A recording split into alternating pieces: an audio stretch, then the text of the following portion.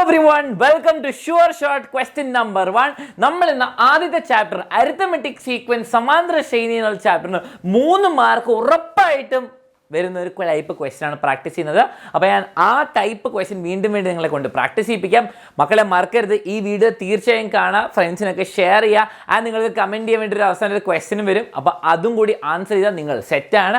മറക്കരുത് ലൈക്ക് ചെയ്യുക and subscribe ചെയ്യുക. ഇങ്ങനെ കുറേ ഷുവർ ഷോർട്ട് ക്വസ്റ്റ്യൻസ് എല്ലാ ദിവസം വരും.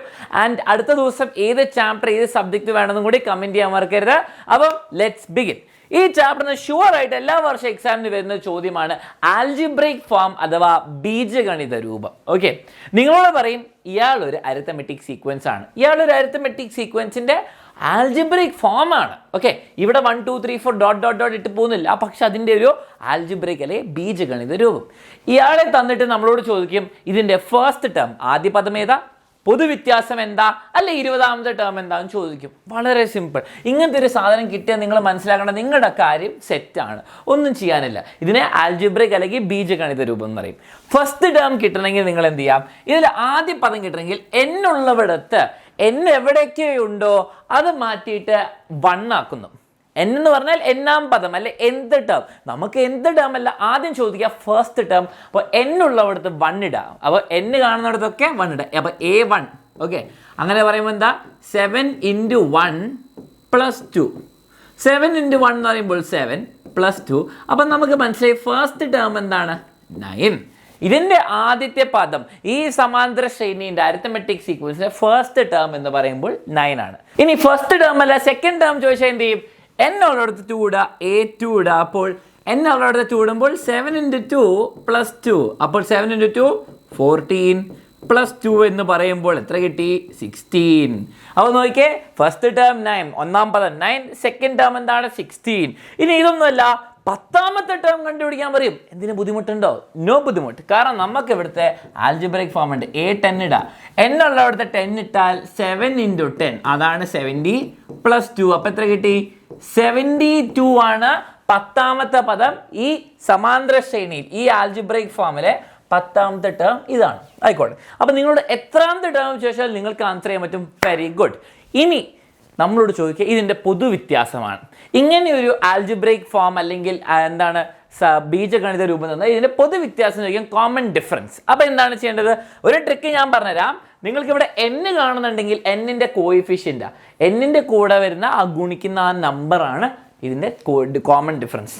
ഓക്കെ, അപ്പോൾ ഈ നമ്പർ നോക്കിക്കോ, ഇയാളാണ് കോമൺ ഡിഫറൻസ്. അപ്പോൾ പൊതുവെ ഇവിടെ തെറ്റിക്കാൻ സാധ്യത എന്താണെന്ന് വെച്ചാൽ മൈനസ് ഉണ്ടെങ്കിൽ ചിലർ മറന്നു പോകും. അത് നമുക്ക് നോക്കാം.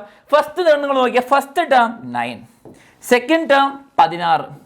ഓക്കെ, സെക്കൻഡ് ടേമിൽ നിന്ന് ഫസ്റ്റ് ടേം കുറച്ചാൽ തന്നെ നമുക്ക് കിട്ടുമല്ലോ. 16ൽ നിന്ന് 9 കുറച്ച് എത്ര കിട്ടും, 7. അപ്പോഴും പൊതുവ്യത്യാസം അല്ലെ കോമൺ ഡിഫറൻസ് കിട്ടി. ഇനി നമുക്കൊരു ടൈപ്പ് ക്വസ്റ്റ്യൻ ചെയ്ത് നോക്കാം.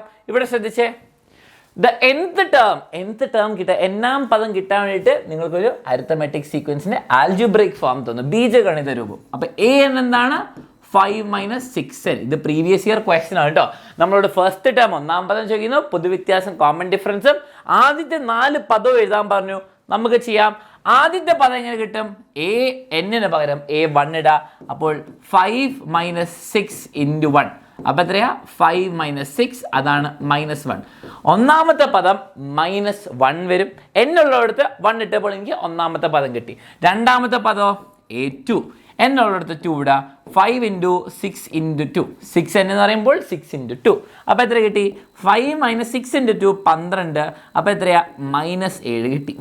ഓക്കെ, ഇത് രണ്ടും കിട്ടി. ബാക്കി നമുക്ക് കണ്ടുപിടിക്കാം. ഇനി നിങ്ങളോട് ചോദിച്ചിരിക്കുന്നത് ഫസ്റ്റ് ടേം കണ്ടുപിടിച്ച് കഴിഞ്ഞിട്ട് പൊതുവ്യത്യാസം കോമൺ ഡിഫറൻസ് ട്രിക്ക് ഉപയോഗിച്ച് നിങ്ങൾക്ക് കണ്ടുപിടിക്കാം.